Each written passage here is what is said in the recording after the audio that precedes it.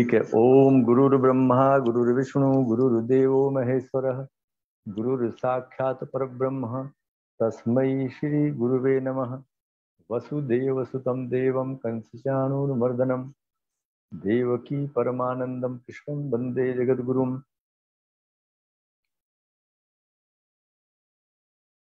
बंधुओं, मैं भाई दिनेश चंद्र शास्त्री जी जो अपने अकादमी के निदेशक हैं, उनका, डॉक्टर अशोक मिश्र जी का और हमारे शिष्य तुल्य जो बहुत ही प्रबुद्ध हैं राजेश जी का, सभी का धन्यवाद करता हूं और आभार व्यक्त करता हूं कि आप लोगों ने हरियाणा संस्कृत अकादमी पंचकुला के इस पटल पर जो एक व्याख्यान माला का कार्यक्रम शुरू किया है, वो एक बहुत ही सराहनीय कार्य है।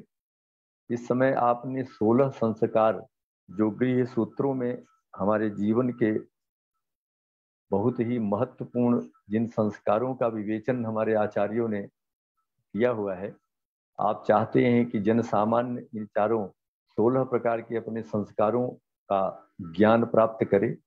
उसका विधि क्या है, वो किस प्रयोजन से किया जाता है, कैसे किया जाता है, इसका उद्देश्य क्या है।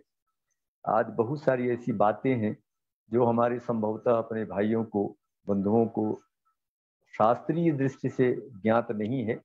वैसे तो लोक में आज भी इन सारे संस्कारों का निर्वहन लोग कर रहे हैं, लेकिन उसका एक शास्त्रीय पक्ष क्या है, वैदिक पक्ष क्या है, वो हमारे अकादमी के निदेशक महोदय ये चाहते थे कि सभी लोगों को इसका बोध हो और ये जाने कि हमारी जो भारतीय संस्कृति में एक महत्वपूर्ण जो पक्ष है हमारी संस्कृति का, वो है 16 संस्कार।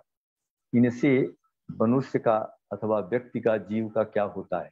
तो बंधुओं, मैं आज वैसे तो आपको जो प्रथम विवाह संस्कार है, उस विवाह संस्कार की चर्चा यहाँ पर मैं करूँगा, लेकिन इस विवाह संस्कार की चर्चा करने से पहले मैं आपको ये बताना चाहता हूँ कि वस्तुतः ये संस्कार है क्या। आप जानते हैं कि ये जो संस्कार शब्द है, इस शब्द में सम तो उपसर्ग है और क्री धातु से घई प्रत्यय का जब आप योग करते हैं तो इसका यह शब्द निष्पन्न होता है। और इसका तात्पर्य है कि किसी वस्तु के सम्यक या समीचीन करना, किसी भी वस्तु को सम्यक अथवा समीचीन करना। इसके लिए वस्तुतः इस शब्द का प्रयोग आप ऋग्वेद में देखते हैं तो इससे मिलता जुलता शतपथ ब्राह्मण और ऋग्वेद में एक शब्द आता है संस्कुरु। संस्कुरु का तात्पर्य यह है कि ये जब यज्ञानुष्ठान किया जाता था तो देवताओं को हविरन जो प्रदान किया जाता है हवन के रूप में, है ना, उस यज्ञ के योग्य बनाने के लिए यहाँ पर संस्कुरु शब्द का प्रयोग किया है। तो ठीक उसी प्रकार से जैसे वहाँ हविष अन्न को हम लोग देवताओं के योग्य बनाते हैं, वैसे ही मनुष्य को अथवा इस जीव को जो पंचभूत देह में आता है और संपूर्ण मानव समाज में रह करके अपने जीवन का यापन करता है, अपने बहुत सारे कृत्यों को संपादित करता है, तो उन सारे कृत्यों के जो सर्वथा योग्य हो, इसके लिए इन संस्कारों की परिकल्पना हमारे आचार्यों ने की थी। जैसा कि हमने कहा था कि शतपथ ब्राह्मण एक छोटा सा वाक्य देता है, कहता है स इदम देवेभ्यो हवि संस्कुरु साधु संस्कृतम संस्कुरु इति एतद आह। माने उसको किसी चीज को ठीक ठाक करना है, अच्छा बनाना है, योग्य बनाना है। और शबर स्वामी का आप लोगों ने नाम सुना होगा, जो उनकी दृष्टि से वो कहते हैं कि किसी पदार्थ अथवा व्यक्ति को जब किसी कार्य के लिए योग्य बनाया जाता है या कोई वस्तु योग्य हो जाती है, तब उसे संस्कार हम कहते हैं। जैसा कि उन्होंने लिखा है जो है शावर भाष्य में कि संस्कारो नाम संभवति यस्मिन् जाते पदार्थो भवति योग्य कस्यचिद अर्थस्य। ये बात सबर स्वामी ने कहा। और अगर हम संस्कार विधि एक ग्रंथ है, आप लोग जानते हैं कि स्वामी दयानंद जी ने, जो बहुत बड़े समाज सुधारक थे, हमारे इस आर्य समाज की संस्थापना उन्होंने की थी, तो उनके माध्यम से जब हम इस संस्कार को देखना चाहते हैं तो उनका मत ये है कि इहलोक में, इहलोक मतलब है कि लौकिक संसार में, और जो व्यक्ति पवित्र अथवा सभ्य होता है उसी को वो सुसंस्कृत कहते हैं, और इससे विपरीत जो व्यक्ति है उसी को उन्होंने मेध्य शब्द भी कहा है, और जो इसके विपरीत होता है उसको उन्होंने अमेध्य कहा। तो इसका तात्पर्य है कि जो कोई वस्तु या पदार्थ या व्यक्ति किसी भी कार्य की योग्यता नहीं रखता, उस कार्य के संपादनार्थ उस व्यक्ति को योग्य बनाना ही इन संस्कारों का सबसे बड़ा उद्देश्य है। तो इसीलिए उन्होंने कहा कि संस्कारैः संस्कृतम यन मेध्यम अत्र तदुच्यते असंस्कृतम तु यल्लोकम तम अमेध्यम कीर्त्यते। माने जो वस्तु संस्कृत है, संस्कार से संपन्न है, वो तो मेध्य कहलाती है, माने योग्यता रखती है, योग्य कहलाती है। लेकिन जो नहीं है उसे हम अमेध्य कहते हैं। और आप सभी जानते हैं कि जो भारतीय संस्कृति है उसमें मनुष्य जीवन के लिए संस्कारों का अत्यंत महत्वपूर्ण स्थान रहा है, और आज भी उतना उसका वैशिष्ट्य है। आज कुछ संस्कार हमारे थोड़े बहुत न्यूनाधिक्य में कहीं कमी जरूर दिखाई पड़ते हैं, लेकिन संपूर्ण समाज में आज भी उन संस्कारों का सर्वत्र व्यवहार आप देख सकते हैं हमारे लोक में। तो और क्यों ऐसा है? हमारे आचार्यों ने प्रकृति के सानिध्य में रह करके उन्होंने ये देखा कि जिस प्रकार प्रकृति जो है वो समयानुसार अपने वृक्षों, गुल्मों, वनस्पतियों आदि का संस्कार करके उनमें नवीन चेतना लाती है। जैसे आपने देखा होगा पतझड़ के समय सारे पत्ते झड़ जाते हैं और पुनः नई कोपले आ जाती हैं, हरियाली छा जाती है, प्रकृति में रम्य वातावरण, एकदम चेतना जैसी कोई आ जाए, ऐसी अवस्था आ जाती है। तो उसी प्रकार से कहते हैं कि मनुष्य जीवन में भी जन्म से लेकर के मृत्यु पर्यंत अपने जीवन को सुसंस्कृत एवं शोभन बनाने के लिए समय समय पर इन संस्कारों के द्वारा स्वयं को मेध्य अथवा प्रकृति के अनुरूप बनाया जाता है। यही इसका जो है सबसे बड़ा प्रयोजन है संस्कार का। एक आचार्य हारित हुए हैं जिन्होंने हारित स्मृति लिखा है, आप लोग जानते हैं, उन्होंने बहुत सुंदर प्रयोजन दिया। वो कहते हैं देखो संस्कारों का जो प्रयोजन है वो क्या है, वो इन संस्कारों के माध्यम से जीव के अंतर्गत अथवा मनुष्य के अंतर्गत कहना चाहिए दैवी गुणों का आधान किया जाता है। क्योंकि मनुष्य जो है वो दैवी नहीं है, उसमें बहुत सारे दुर्गुण भी होते हैं, और उन दुर्गुणों का अगर आधिक्य हो जाए मनुष्य के जीवन में तो निश्चित रूप से मनुष्य का जीवन भी दूभर हो जाता है और समाज का जीवन भी दूभर हो जाता है। इसलिए इन संस्कारों के माध्यम से जितने अधिक से अधिक सदाचरण के पालन से, आचार के पालन से मनुष्य के अंतर्गत सद्गुणों का समावेश होगा, उतना ही दैवी वह व्यक्ति बनता है। यही उद्देश्य हारित ने कहा, और उन्होंने स्वयं श्रीमद् भगवद गीता से भी यह बात सिद्ध हो ऐसा संकेत करते हैं। तो कहते हैं संस्कार परोक्ष रूप से मनुष्य को पवित्र बनाने वाला एक कार्य है, क्योंकि यज्ञ की दृष्टि से उन्होंने गीता ने इस बात को कहा है। और आप जानते हैं कि यज्ञ वैसे शतमम कर्म, ऐसा सतपथ ब्राह्मण कहता है। तो ये जो हमारे पास जितने संस्कार हैं, आनुष्ठानिक कृत्य हैं ये, और ये आनुष्ठानिक कृत्य भी किसी न किसी यज्ञ के भाग हैं, श्रेष्ठ कर्म माने जाते हैं। तो इसलिए स्वयं गीता ये बात कहती है कि यज्ञो दानम तपश्चैव पावनानि मनीषिणाम। यहाँ जो यज्ञ शब्द है वस्तुतः ये इन संस्कारों के अंतर्गत आ जाता है, संस्कार सारे इसके अंतर्गत परिगणित हो जाते हैं। तो इसलिए ऐसा इन्होंने कहा। और जो मनुस्मृतिकार हैं उन्होंने तो स्पष्ट लिखा है कि व्यक्ति के व्यक्तित्व का और उसके शरीर को पवित्र बनाने के लिए, व्यक्ति के व्यक्तित्व का निखार हो जाए, विकास हो जाए और उसके शरीर में पवित्रता, शुद्धता आ जाए, इनके उद्देश्य से इन संस्कारों का बड़ा महत्व है। इसलिए उन्होंने अपने मनुस्मृति के दूसरे अध्याय में बात उन्होंने कही है कि संस्कारार्थम शरीरस्य संस्कारार्थम एते संस्काराः परिकीर्तिताः परिगणिताः विद्यन्ते, ऐसा मनु का कथन है। कहते हैं कि ये है। अगर हम इन दृष्टियों से इनका वैशिष्ट्य देखना चाहें संस्कारों का, तो हम 4 तरीके से इनका वैशिष्ट्य देख सकते हैं। एक तो इंद्रिय अथवा शारीरिक शुद्धि के लिए इनका एक धार्मिक दृष्टि है, एक तो इस दृष्टि से इनका महत्व हम मान सकते हैं। दूसरा सांस्कृतिक दृष्टि से, जो जिसको हम कल्चरल पर्पज कहते हैं, हमारी जो संस्कृति है भारत की वो बड़ी ही समृद्ध संस्कृति रही है। उस संस्कृति में एक हमारे 16 संस्कार भी ऐसे घटक हैं जो हमारी संस्कृति को उदात्त बनाते हैं। इसलिए सांस्कृतिक जो उद्देश्य है, दृष्टि है, उन दृष्टियों से भी हमारे ये बड़े महत्वपूर्ण है जो संस्कार। और नैतिक या गुणाधान की दृष्टि, जिसको हम मॉरल पर्पज कहते हैं अंग्रेजी में, अगर आप देखें। और चौथा एक इसका ये है कि व्यक्तित्व निर्माण एवं व्यक्तित्व विकास की दृष्टि से अगर हम देखें तो इन संस्कारों का बड़ा महत्व है। और ये संस्कार आप अगर देखेंगे अपने शास्त्रों में, तो जितने भी संस्कार हैं उन सब में कहीं न कहीं कोई न कोई इस तरीके से, अब एक मैं बताता हूँ आपको, जो हमने कहा था कि इंद्रिय शुद्धि और शारीरिक शुद्धता के लिए जो दृष्टि से इसका जो महत्व है, उसका एक उदाहरण मैं देना चाहता हूँ आपको, अभी आगे बताऊंगा भी। जो चतुर्थी कर्म है, विवाह संस्कार संपन्न हो जाने के बाद विवाहोत्तर जो एक हमारा अनुष्ठान है, उसको हम लोग चतुर्थी कर्म कहते हैं। माने विवाह के तुरंत पश्चात 3 दिन का त्रिरात्र व्रत होता है, जिसमें ब्रह्मचर्य व्रत का पालन करना पड़ता है इस वर वधू दोनों को। और उसके बाद जो चौथी रात का अंतिम पहर होता है, उस प्रहर में अग्नि का आधान करके, उसी अग्नि का आधान, जिस अग्नि का फेरे वो लेते हैं, जिसको हम अभी आपको बताएंगे कौन कौन सा कार्य है वो, जिसको अग्निधान भी हम कहते हैं। तो उसमें अग्नि को प्रज्वलित करके, और जो एक वहां पर अग्नि को आहुति प्रदान की जाती है, प्रजापति को स्मरण करके पति और पत्नी माने वर वधू दोनों होते हैं, घर में किया जाता है और कोई भी नहीं रहता वहां दूसरा। स्वयं वो अनुष्ठान करते हैं, मतलब उसी अग्नि का आधान करते हैं, और स्वयं जो है ब्रह्मा नामक ऋत्विक का स्थान निर्धारित करके उत्तर की तरफ वेदी पर जो है क्या नाम पश्चिम तरफ जल स्थापित करके स्वयं इस क्रिया को संपन्न करते हैं।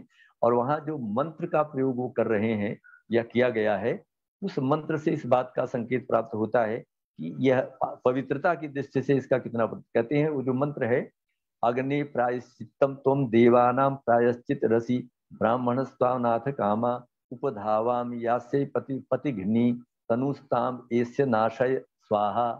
कहा कि इस वधू में के शरीर में अगर किसी प्रकार का विकार है, अथवा उस वर में किसी प्रकार के शरीर का विकार है, तो उस विकार को दूर कर दे। माने इंद्रिय जो शक्ति संवर्धन है उसके प्रयोजन के लिए ये बात की जा रही वहां पर। तो ये प्रार्थना वो लोग अपने उस देवता से करते हैं, ऐसी भारत की मान्यता है। और आप जानते हैं कि भाई हमारे यहाँ तो सभी कार्य देवताओं के बिना संपूर्ण होते ही नहीं। और इसी तरीके से अगर गर्भाधान के समय देखा जाए तो विष्णु प्रधान देवता होता विवाह के समय, प्रजापति, और उपनयन का संस्कार के समय बृहस्पति। ऐसा हमारे यहाँ। अब ऐसे ही सीमंतोन्नयन संस्कार में है, तो ये जो उदुम्बर इत्यादि के फल जो सीमंत माने मांग संवारते हुए पति अपनी पत्नी के बाल में बांधता है, और वो सारे लटके रहते हैं गर्दन के ऊपर, जिससे वो शरीर का स्पर्श करता रहे। तो वहां भी आपने देखा होगा कि जिस मंत्र का प्रयोग किया जाता है, कहते हैं औदुम्बरेण त्रिबत मावम बधनाति अयम ऊर्जावती वृक्ष आर्जीव पदिनी भव। वहां जो गर्भवती महिला है उसको और ऊर्जावान, शक्तिमान, शक्तिमती बनाने के लिए ये संस्कार किया जाता है।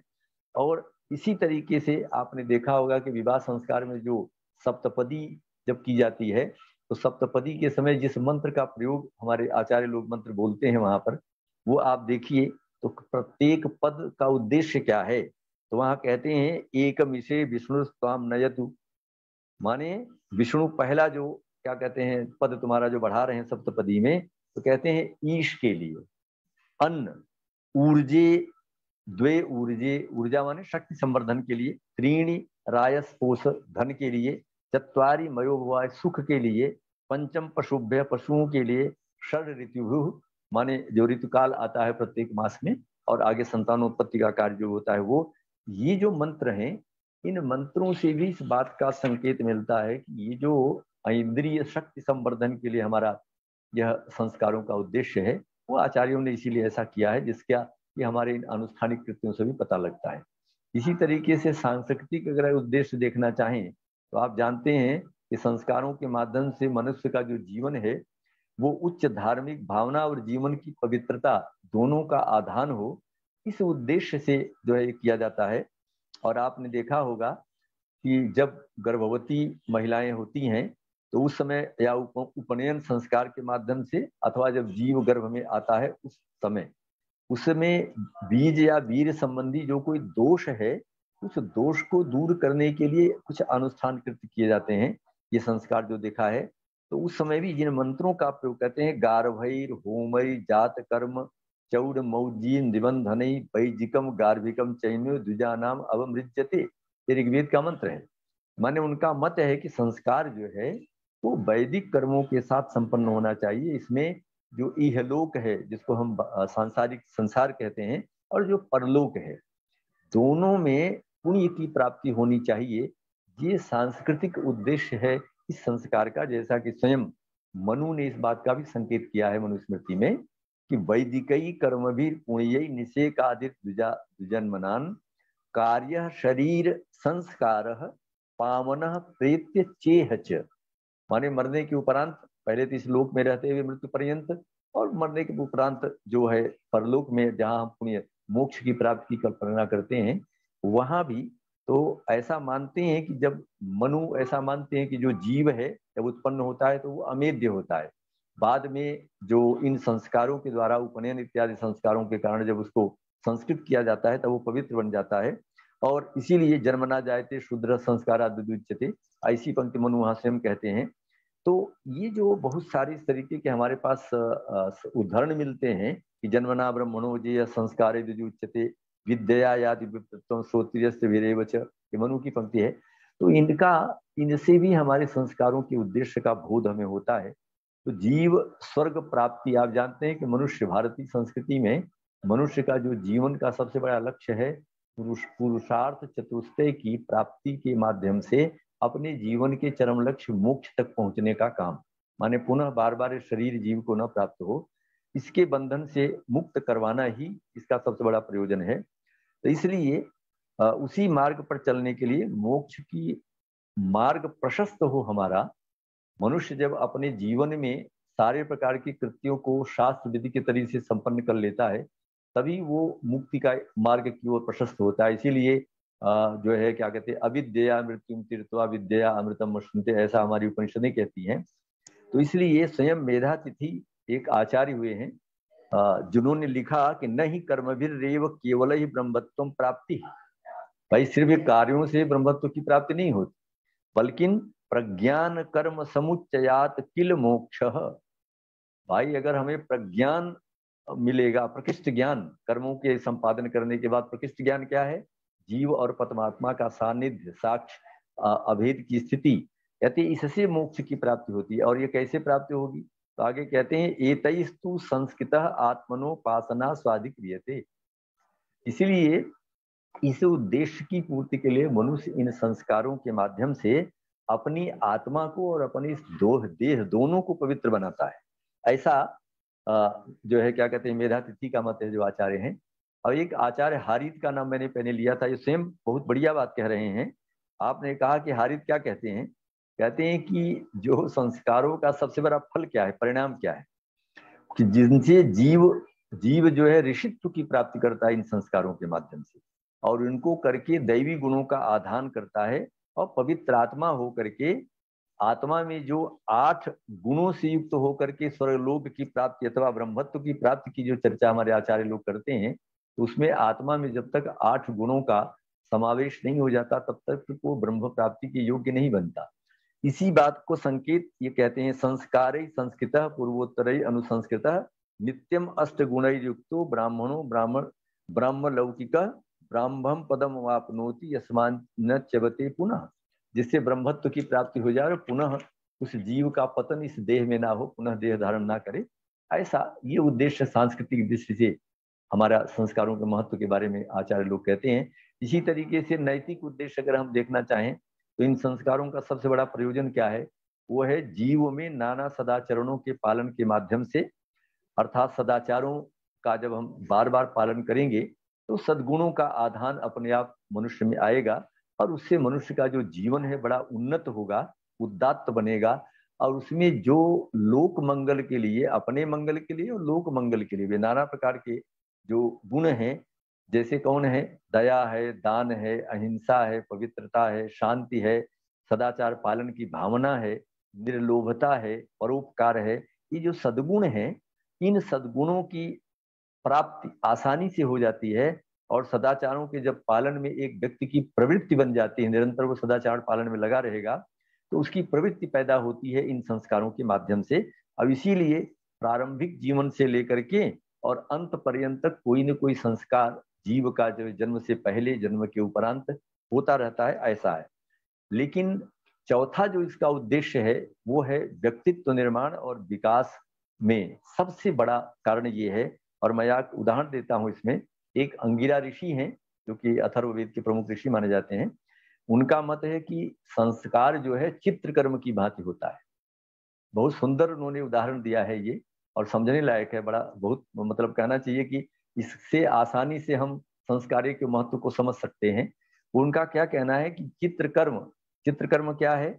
जिस प्रकार से कोई एक चित्रकार है, वो अपने चित्रकर्म में सफलता प्राप्त करने के लिए, वही उसका चित्र बहुत सुंदर हो जाए और लुभावना हो, आकर्षक हो, हर कोई व्यक्ति उसको देख करके उसको खरीदने और लेने के लिए लालायित हो, तो उसको क्या करता है? वो विविध रंगों की अपेक्षा करता है और नाना प्रकार के रंगों से उसको भरता है, सजाता है। ठीक उसी प्रकार से जीवन को सफल बनाने के लिए, अर्थात देवतुल्य होने के लिए, भाई जीवन सफल तो तभी होगा जब मनुष्य में अधिक से अधिक दैवी धान होंगे, दैवी गुण आएंगे। तो कहते हैं कि देवतुल्य बनने के लिए, मानवता का आधान कराने के लिए, उसके चरित्र निर्माण के लिए, हम प्रकारांतर से कहना चाहें तो चरित्र निर्माण की बात भी कर सकते हैं। तो चरित्र निर्माण के लिए विभिन्न प्रकार के संस्कारों की अपेक्षा मनुष्य को रहती है जीवन पर्यंत। अतः ये संस्कार जीवन में उन्नति के लिए दैवी गुणों, सदाचारों को विभिन्न, ये जो क्या है, एक तो उन्नति हो गया, दैवी गुण हो गए, सदाचार हो गए, ये विभिन्न प्रकार के रंग हैं इस शरीर के लिए, इस आत्मा के लिए। तो उन ऐसे इन सदाचार रूपी जो रंग हैं, इन रंगों को जीवन में भरने के लिए, और ये रंग का ही काम करते हैं जीवन में, ये सदाचार, दैवी गुण हैं, सदाचार हैं, और उन्नति है, विकास है, व्यक्तित्व का चरित्र निर्माण, ये सारे उसी का काम करते हैं। और जब ये इस जीवन में वो रंग भर देते हैं, तो मनुष्य का जो जीवन है वैसे ही उसी तरीके से हो जाता है जैसे एक सुंदर चित्रकार का चित्र जो है आकर्षक होता है और उसकी बहुत क्या कहते हैं, कीमती, बहुमूल्य बन जाता है। वैसे मनुष्य का जीवन भी बहुमूल्य बन जाता है। ऐसा पराशर ने जो है, ये अंगिरा ऋषि जो है, उनके मत को उद्धृत करते हुए कहते हैं, चित्र कर्म यथा अनेकई रंगई उन्मील्यते शनैः ब्राह्मणम्यपि तदसत्याम संस्कारई विधि पूर्वकम। कहा कि उसी तरीके से नाना प्रकार के संस्कारों के माध्यम से इस शरीर को भी इस मनुष्य योनि के लिए, मनुष्य लोक के लिए योग्य बनाया जाता है, और परलोक के लिए भी उस जीवात्मा को योग्य बनाया जाता है जो स्वयं अपने आत्मा और परमात्मा के जो अभेद की स्थिति को जान करके इस अपने जन्म करण की मृत्यु का जो चक्र है उससे अपने आप को मुक्त कर ले। तो इसलिए मनुष्य जीवन में यह जो, या मनुष्य का कह लीजिए चाहे जीव का कह लीजिए, यह जो आध्यात्मिक उन्नति है उसे प्राप्त करना जीवन का सबसे बड़ा लक्ष्य है, और उसे सुसंस्कृत जीवन जीना भी उसका सबसे बड़ा उद्देश्य है, प्रयोजन है। तो इन दोनों के लिए इन संस्कारों का बहुत ही महत्व है। अंततः अपने व्यक्तित्व का विकास वो इन्हीं संस्कारों के माध्यम से करता है, और मानवीय गुणों का आधान करके जितनी भी मानवीय क्रियाएं हैं उनका कर्तव्य है, उन सब का बड़ी निष्ठा से पालन करता हुआ सांसारिक जीवन में एक समन्वय जो है, जिसको कहते हैं, स्थापित करके आध्यात्मिक तथ्यों के साथ अपने जीवन को स्थापित करता है। और ऐसी अवस्था में वह जीव के शरीर और कार्य बाधक ना हो। जीव और शरीर दोनों जो अलग अलग हैं, जीव तो आपको पता है कि वो क्या कहते हैं, अव्यक्त है जरूर, लेकिन वो मरता कभी नहीं, अमर्त्य है। और ये शरीर मरता है, लेकिन इन दोनों में आपस में जो तालमेल सही बना रहे और शरीर और कार्य बाधक ना बने उस जीवात्मा की मुक्ति में, उसकी पूर्णता की प्राप्ति हेतु इन संस्कारों का बहुत ही महत्व है। अतः संस्कारों का मनुष्य जीवन को सुसंस्कृत बनाने के लिए, उसके व्यक्तित्व को विकास करने के लिए, मानव जीवन के परम उद्देश्य जो पुरुषार्थ चतुष्टय है उसकी प्राप्ति करवाने के लिए सबसे ज्यादा जो है इसका महत्व है। इसलिए संस्कारों का भारतीय संस्कृति में उतना ही महत्व है जैसे वायु के बिना हम अगर अपने जीवन की परिकल्पना कर सकते हो, नहीं कर सकते, वैसे इन संस्कारों के बिना एक अच्छे नागरिक की, एक अच्छे व्यक्तित्व की, एक अच्छे व्यक्ति की परिकल्पना हम लोग नहीं कर सकते। ऐसी भारतीय संस्कृति की आस्था है। और आपने देखा होगा कि ये जो विवाह, अब हम आपको विवाह संस्कार की बात करो, संस्कार हमने बता दिया। तो इस तरीके से 16 संस्कार हैं। और प्रथम संस्कार विवाह को ही क्यों माना गया, इसके बारे में भी हमारे आचार्यों ने किया। तो मैं सबसे पहले आपको 16 संस्कार आप सभी लोग जानते हैं कि विवाह संस्कार है, उसके बाद जो है गर्भाधान है, फिर पुंसवन है, सीमंतोन्नयन है, उसके बाद क्या नाम जात कर्म है, निष्क्रमण है, वेदाध्ययन है, कर्णच्छेद, बहुत सारे इस तरीके से करते करते और क्या कहते हैं, ये जो बाल उतारना जिसको हम लोग कहते हैं वो, और उसके बाद जो क्या नाम शिक्षा ग्रहण करने के बाद एक हमारे पास जो गृहस्थ आश्रम में प्रवेश करने से पहले संस्कार किया जाता है। इन सारे संस्कारों को करने के बाद अंत में अंत्येष्टि संस्कार एक है, जो शरीर का संस्कार होता है इस पंचभूत देह का। तो इन संस्कारों में जो विवाह संस्कार है वो पहला संस्कार क्यों माना गया? कुछ लोग इस पर विवाद है, कुछ लोग गर्भाधान को पहला मानते हैं, लेकिन मैं आज आपको बताना भी चाहता हूं कि गर्भाधान पहला संस्कार नहीं हो सकता, क्योंकि कहीं न कहीं तो हमें अपनी सीमा प्रारंभ करना पड़ेगा। गर्भाधान संस्कार बिना विवाह संस्कार के संभव नहीं है। भारतीय संस्कृति में पाणी ग्रहण संस्कार भी इसको कहते हैं। वैदिक पद्धति से जब तक वर वधू माने स्त्री पुरुष, युवक और युवती पत्नी और पति के रूप में नहीं आते, तब तक गर्भाधान का अधिकार उन्हें प्राप्त नहीं होता। ये भारतीय संस्कृति का सबसे बड़ा उदात्त चरित्र है और वैशिष्ट्य है, जिसके कारण ही हमारी संस्कृति जो है वो विश्ववारा मानी जाती है। और नहीं तो आप पाश्चात्य संस्कृति को देख ही सकते हैं। और हमारे यहाँ तो परिकल्पना ये की गई है कि युवक और युवती दोनों ही ब्रह्मचर्य का पूर्णतया ब्रह्मचर्य का पालन करके, अपने बौद्धिक बल से अपने आप को संपन्न करके, इंद्रिय बल से अपने आप को संपन्न करके तब वो गृहस्थ धर्म में प्रवेश करते हैं और विवाह संस्कार के माध्यम से। ऐसी भारतीय संस्कृति की मान्यता है। तो मैं ये बताना चाहता हूं कि उपनिषदों के युग में भी, जब हमारा उपनिषद काल था, उस समय व्यवस्था पूर्णता प्रतिष्ठित हो चुकी थी। कैसे है, व्यक्ति को ब्रह्मचर्य आश्रम के पश्चात ही विवाह करके गृहस्थ आश्रम में प्रवेश करना चाहिए, ऐसा स्वयं था। मनु भी ये स्वीकार करते हैं। मनु ने एक छोटी सी चौथे अपने अध्याय में एक पंक्ति लिखी है, द्वितीय मायुषो भागम कृत दारु गृहे बसेत। प्रथम ब्रह्मचर्य आश्रम 25 वर्ष की अवस्था में आप विद्या अध्ययन करें, गुरु के आश्रम में रहें, और वहां विद्या बल और शारीरिक बल, इंद्रिय बल, ये सारे बल प्राप्त करने के बाद, और जितने भी दैवी गुण के आधान है सदाचरणों के माध्यम से धर्म का पालन करते हुए जब आप आते हैं, तब समावर्तन संस्कार होता है। उसके बाद आप गृहस्थ आश्रम में प्रवेश करते हैं। ऐसा भारतीय संस्कृति में ये विधान बनाया गया है। तो हारीत भी इसी मत से सहमत हैं। उनके अनुसार जो व्यक्ति है, उस व्यक्ति अपने विधि के अनुसार जब चारों आश्रमों का पालन करता है, और उद्देश्य क्या है कि जब चारों आश्रमों का पालन हम लोग विधि के अनुसार करेंगे, तभी पालन करता है, तब समस्त लोगों पर विजय प्राप्त करता है। चाहे वो इहलोक की बात हो, चाहे परलोक की बात हो, तभी वो प्राप्त करेगा। और ब्रह्मलोक प्राप्त करने में समर्थ भी तभी व्यक्ति हो सकता है जब इन आश्रमों का पालन करेगा। और आश्रम पहला ब्रह्मचर्य है, उसके बाद गृहस्थ आश्रम है। तो ये स्वयं वो कहते हैं कि अनेन विधिना यो ही आश्रमानुपसेवते स सर्वलोका निर्जित्य ब्रह्मलोकाय कल्पते। ये जो पंक्ति है ये इस बात का संकेत कर रही है। और मनु भी इस बात से सहमत हैं, और उनके अनुसार भी चारों आश्रमों में जो गृहस्थ आश्रम जिसको माना, जो विवाह संस्कार के उपरांत जो आश्रम हमारा प्रारंभ होता है, बल्कि ये कहना चाहिए कि गृहस्थ आश्रम में हम प्रवेश ही विवाह के माध्यम से करते हैं। विवाह उसकी पृष्ठभूमि है। जब तक आप विवाह संस्कार नहीं करवाएंगे तब तक आप गृहस्थ बन ही नहीं सकते। ऐसी भारतीय संस्कृति है। तो कहते हैं कि गृहस्थ आश्रम ही एक उत्तम और श्रेष्ठ माना गया है। ऐसा क्यों मनु कहते हैं? क्योंकि वो जानते हैं कि समग्र जो सामाजिक संगठन का केंद्र है, समाज हमारा बनता कैसे है, परिवार हमारा कैसे बनता है, और परिवार बनेगा, फिर समाज बनेगा, फिर गांव बनेंगे, फिर नगर बसेंगे, फिर हमारा राज्य बनता है, फिर राष्ट्र की परिकल्पना हम करते हैं। इसका सबका मूल तो दरअसल गृहस्थ आश्रम है। क्यों? क्योंकि सभी आश्रम गृहस्थ आश्रम पर ही आश्रित होते हैं। ब्रह्मचर्य आश्रम में जो लोग रहने वाले हैं उनकी भी सारी व्यवस्था गृहस्थ ही करता है।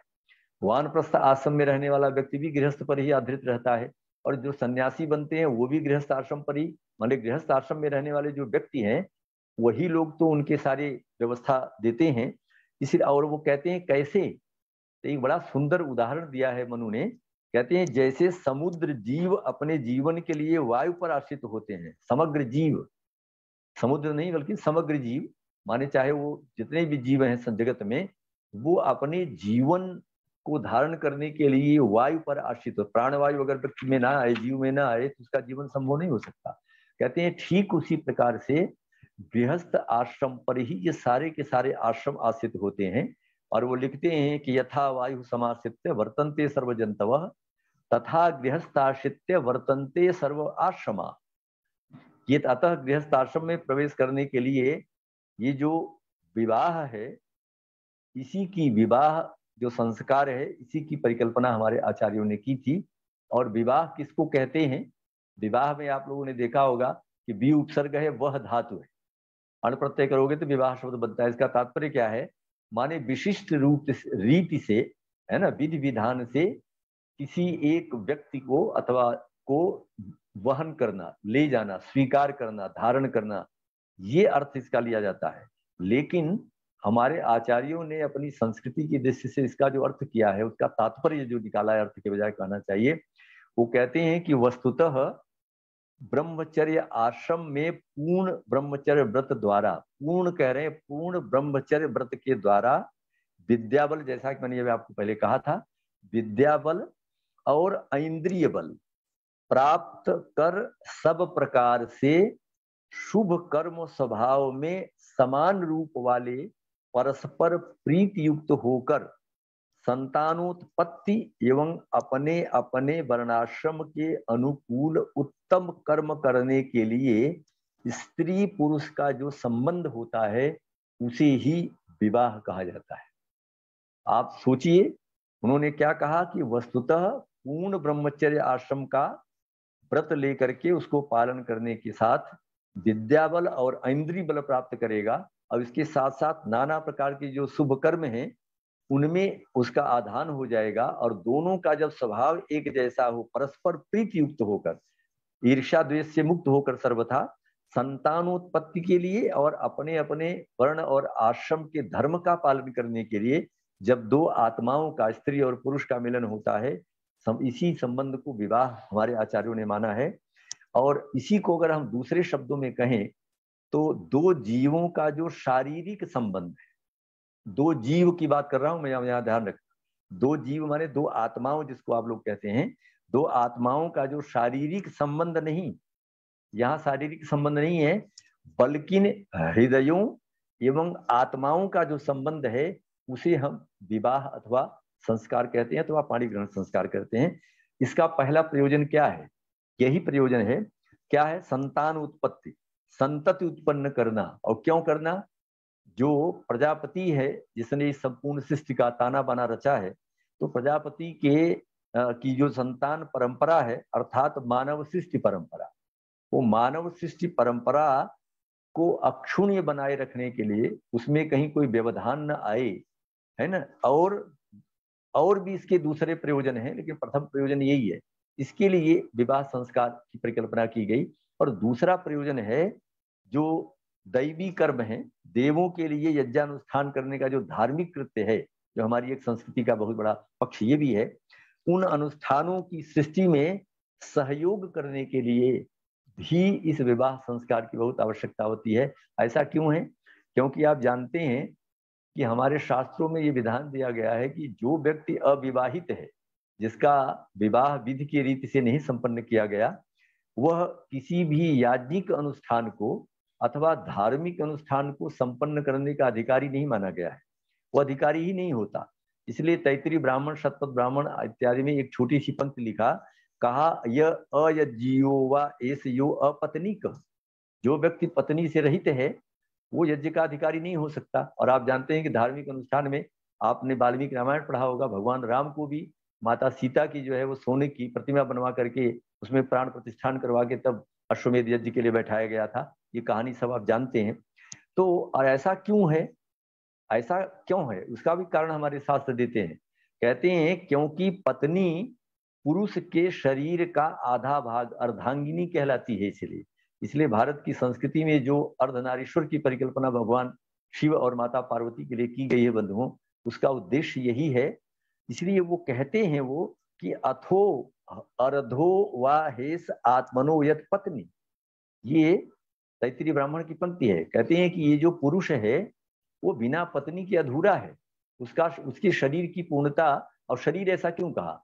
शरीर ऐसा तो अलग अलग दोनों का शरीर है, लेकिन शरीर का प्रयोजन कैसे आप समझते हैं? समझते इसलिए हैं कि वस्तुतः स्त्री और पुरुष जो जीव के रूप में इस देह में आए हैं, शरीर में आए हैं, उन दोनों का उद्देश्य है प्रजापति के संतान परंपरा को आगे बढ़ाना। तो जब तक वो दोनों एक नहीं होंगे तब तक संतान परंपरा आगे बढ़ेगी नहीं, और विवाह संस्कार के बिना संतान परंपरा नहीं हो सकती। इसलिए इन्होंने कहा था कि अथो हरदो वा एस आत्मनो यत, आत्मा की दृष्टि से ये दोनों अलग हैं। और आप जानते हैं कि पिता की जो आत्मा है वो संतान मतलब भ्रूण की तैयारी वही करती है, और जो शरीर का निर्माण करती है वो माता करती है। संपूर्ण 9 मास अपने गर्भ में रख करके शिशु के सारे शरीर का निर्माण करती है। इसलिए दोनों का प्रयोजन एक रूप से देखा जाए तो बहुत ही महत्वपूर्ण है। इसलिए कहा गया कि विवाह संस्कार के बिना गर्भाधान हो ही नहीं सकता। इसलिए गर्भाधान को प्रथम संस्कार हमारे गृह सूत्रों में नहीं स्वीकार किया गया, विवाह को ही माना गया। और दूसरा मैं एक और कारण आपको देना चाहता हूं, जो भारतीय समाज है उसमें विवाह एक सांसारिक कृत्य भी माना गया है। आप जानते हैं कि ये सांस्कारिक कृत्य है। मनुष्य का संस्कार होता है, किसका? वर वधू का संस्कार होता है। दो जीवों का, जो एक स्त्री के रूप में है एक पुरुष के रूप में है, उन दोनों को पति और पत्नी के रूप में दाम्पत्य जीवन के लिए उनको योग्य बनाया जाता है इस विवाह संस्कार के माध्यम से। और योग्य से तात्पर्य अधिकार दिया जाता है उन्हें। सामान्यतः तो स्त्री पुरुष संसार में बहुत हैं, लेकिन संतानोत्पत्ति के लिए एक दूसरे के हो जाएं, ये अधिकार आपको विवाह संस्कार के द्वारा ही प्राप्त होता है। नहीं तो लोक में अराजकता फैल जाएगी। हर कोई पुरुष और स्त्री देख करके एक दूसरे के प्रति आकृष्ट होकर समाज की व्यवस्था तो दुर्व्यवस्था, जिसको हम राक्षसी प्रवृत्ति कहते हैं, आसुरी प्रवृत्ति कहते हैं, वो हो जाएगी। इसलिए लोक में सुंदर व्यवस्था बनाने के लिए ये सांस्कारिक कृत्य है, और जिससे एक अधिकार दोनों को प्राप्त होता है। और उसका एक और प्रमुख कारण भी है। वो एक और प्रमुख कारण जानते हैं क्या है? पितृ ऋण से मुक्ति। आप जानते हैं कि भारत में 3 प्रकार की ऋण की चर्चा हम लोग करते हैं, ऋषि ऋण, देव ऋण और पितृ ऋण। जो विद्या हमारा गुरु पढ़ा रहा है, हम भी किसी को पढ़ा के योग बनाए, ऋषि ऋण है। देवता दैवी देवताओं के प्रति जो हम यज्ञानुष्ठान करते हैं, संध्या प्रातः संध्या साय इत्यादि, इनसे हम देव ऋण से मुक्त होते हैं, क्योंकि देवता ने ही हमें ये सब कुछ प्रदान किया है। संसार में जो कुछ दिखाई दे रहा है भारत की इसी मान्यता है। और तीसरा है पितृ ऋण, जिस पिता और माता ने हमें जन्म देकर के इस शरीर को बनाया और इस संसार में आकर के सांसारिक सुख को प्राप्त करने का अवसर प्रदान किया, तो उनकी जो संतान परंपरा का वंश परंपरा है, वंश वृक्ष है, उस वंश वृक्ष को अगर हम आगे नहीं ले जाते तो हमारा तो कोई योगदान ही संभव नहीं होगा। इसलिए उन्होंने कहा तो ऋषि ऋण को और देव ऋण दोनों देव ऋण, जब तक आप यज्ञानुष्ठान कर नहीं सकते, देवताओं को कोई धार्मिक अनुष्ठान बिना पति और पत्नी बने नहीं कर सकते। इसलिए दोनों ऋणों से मुक्ति के लिए हमें इस संस्कार की सबसे ज्यादा आवश्यकता पड़ती है। जो पितृ ऋण से भी मुक्ति इसी संस्कार के द्वारा होती है, और देव ऋण की जो पूर्ति है वो भी इसी संस्कार के द्वारा होती है। तो भारतीय जो एक सामाजिक व्यवस्था में विवाह के 3 उद्देश्य माने गए हैं। क्या है वो 3 उद्देश्य? एक तो धर्म, जिसमें पुरुषार्थ चतुष्टय में पहला है धर्म की परिपालना, और दूसरा है प्रजा माने संतानोत्पत्ति, और तीसरा है जो है रति सुख इत्यादि। ये जो है, इसके लिए वैदिक व्यवस्था में जो विवाह संस्कार है वस्तुतः इसी को सबसे बड़ा धर्म प्रथम माना गया, और इसीलिए प्रजा की प्राप्ति में इसका पहला स्थान है। इसलिए इसको जो है पहला स्थान दिया गया। तो माता पिता जिन्होंने हमें जन्म दिया, उनके वंशसूत्र को बढ़ाना हमारा उद्देश्य है, और नव सृष्टि करना भी मनुष्य का धर्म माना गया है। भाई पति पत्नी के रूप में आप अगर नई सृष्टि नहीं करते रहेंगे, संतानोत्पत्ति नहीं होती रहेगी, तो वंश वृक्ष का उच्छेद हो जाएगा। ये इस उद्देश्य की पूर्ति के लिए हम प्रकाशतः विवाह एक वैदिक धर्म का बंधन है, जिसके फलस्वरूप धार्मिकता की नींव और भी दृढ़ बन जाती है, और स्त्री एवं पुरुष के सौभाग्य का द्योतक है। आप ये भी जानते हैं कि अगर आप कर्मकांड देखेंगे वैदिक विवाह की प्रक्रिया में, तो वहां स्त्री को सौभाग्य का सूचक माना गया है हमारे। इसीलिए आपने देखा होगा जब हमारे यहाँ कोई निमंत्रण पत्र विवाह के लिए छपता है तो उसमें आयुष्वती या सौभाग्यवती लिखा हुआ होता है। तो क्या है, और ये मंत्र में है, ऐसा नहीं कि हमारे आचार्यों ने ऐसी परिकल्पना कर दी, हमारे पास वेद का प्रमाण है इसके लिए। तो कहते हैं कि स्त्री एवं पुरुष के सौभाग्य का जो द्योतक है वो ये संस्कार है। जैसा कि स्वयं जो वर है वो जब वधू का हाथ पकड़ता है पाणी ग्रहण संस्कार के समय, एक कृत्य होता है, तो वो ये मंत्र बोलता है, कहता है गृम्भणामि ते सौभगत्वाय हस्तम मया पत्या जर्दस्थिर यथास। मैं तुम्हारे इस हाथ पानी पानी पानी में हाथ उसको पकड़ता हूँ, मतलब मैं तुम्हें अपना बनाने के लिए, किसके लिए, तो कहते हैं सौभगत्वाय, सौभगता के लिए, सौभाग्य के लिए, ऐश्वर्य प्राप्ति के लिए। अब ऐश्वर्य क्या है वो अभी मैं आगे आपको बताऊंगा कि किन किन ऐश्वर्यों की जो है कामना स्त्री और पुरुष दोनों मिल करके अपने इस विवाह संस्कार के माध्यम से करते हैं। तो इसलिए इसको कहा, तो कहते हैं इस संस्कार में जो संपादित सप्तपदी है, 7 पद जो आगे चलाया जाता है, कर्म है, अनुष्ठान होता है, विधि जिसको हम कह सकते हैं, इसमें 7 जन्मों तक साथ साथ रहने का संकल्प एक तो किया जाता है, उसका रहने का एक प्रतीक भी माना गया है, जिससे दोनों मिल करके, कौन दोनों, पति और पत्नी दोनों मिल करके, वर वधू दोनों मिल करके अपने पूर्ण जिम्मेदारी के साथ जीवन को व्यतीत करते हुए किन किन चीजों को प्राप्त करेंगे। ऐश्वर्य क्या है उनका, तो कहते हैं अन्न, बल, धन, सुख और संतान रूपी समृद्धि प्राप्त करना एवं समाज की उन्नति में योगदान करना भी इसका सबसे बड़ा प्रयोजन है।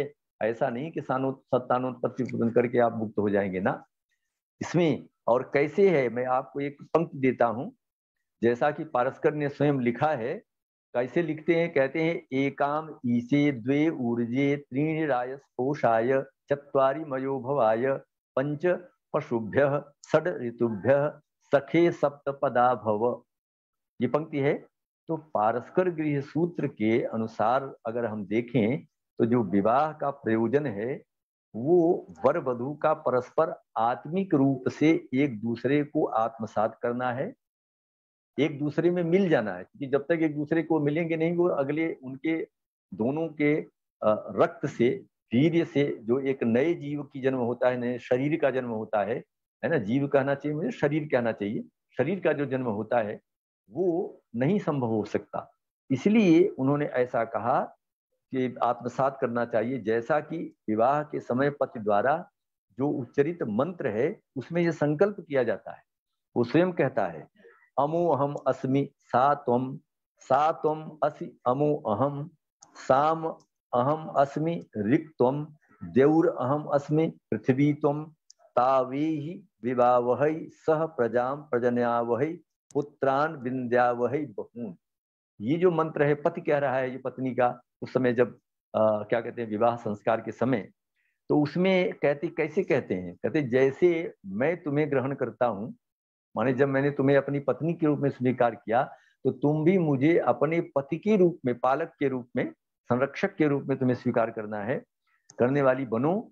और मैं साम वेद के तुल्य हूँ और तुम ऋग्वेद के तुल्य हो। ऋग्वेद और सामवेद से यहाँ तुलना क्यों की गई, आप जानते हैं कि जो ऋग्वेद की ऋचाएं हैं उन्हीं ऋग्वेद की ऋचाओं पर ही साम गान, सामधेनी जो ऋचाएं हैं वो गाई जाती हैं। साम के जो 7 प्रकार के गान हैं, सारे गम पधनी सा, जो आप ये संगीत विद्या देख रहे हैं ये इसी सामवेद से आया है।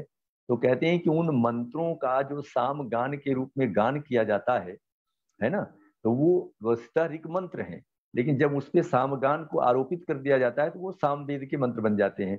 तो यहाँ इसीलिए कह रहा है कि सामवेद के तुल्य तो तुम हो, ऋग्वेद के तुल्य है। मैं तो कहता हूं मैं सामवेद हूं, क्योंकि मेरा जो कुछ भी दारो मदार है वो तुम्हारे ऊपर आश्रित है। अगर तुम नहीं मुझे प्राप्त होगी तो मैं गृहस्थ आश्रम में भी प्रवेश नहीं करूंगा, पितृ ऋण से मुक्त भी नहीं बन होऊंगा और देव ऋण से भी मुक्त नहीं होऊंगा, और अपने माता पिता की जो वंश परंपरा है, वंश परंपरा, उसको भी आगे मैं नहीं बढ़ा पाऊंगा। इसलिए वो कह रहा है कि वे साम तो मैं हूं लेकिन ऋग्वेद की ऋचा तुम हो, जिसके आधार पर ये सारा कुछ है, जैसे वहां दिया गया। और फिर कहते हैं आगे की बात क्या कहा कि भाई तू पृथ्वी है और मैं द्यू हूँ। द्यू हमारे यहाँ पिता के रूप में है, पृथ्वी माता के रूप में है, इसलिए कहा कि भाई मैं पति के रूप में पिता बनूंगा किसी संतान की और तुम जो है माता बनोगी संतान की, इसलिए यहाँ पर द्यू पृथ्वी की बात होने की तो आओ कहते हैं कि हम दोनों मिल करके उत्तम गुणों से युक्त पुत्रों को, संतानों को प्राप्त करें, जन्म दें। ऐसी जो वो परिकल्पना कर रहा है, इससे भी आप ये सोच सकते हैं कि जो है ये विवाह संस्कार का कितना महत्व है हमारे जीवन में। इसलिए गृहस्थ आश्रम में प्रवेश कराना, पितृ ऋण से मुक्ति कराना, देव ऋण को संपादित करवाना, वंश वृक्ष जो संतान परंपरा अपने परिवार की, अपने कुटुंब की, अपने वंश की, अपने माता पिता की, उसको आगे ले जाना, इन सब के लिए इस संस्कार का अत्यंत एक महत्वपूर्ण है संस्कार है। इसलिए भारत के समाज में, भारतीय संस्कृति में इसे विवाह संस्कार अथवा पाणी ग्रहण संस्कार के रूप में परिकल्पना करके हमारे आचार्यों ने रखा।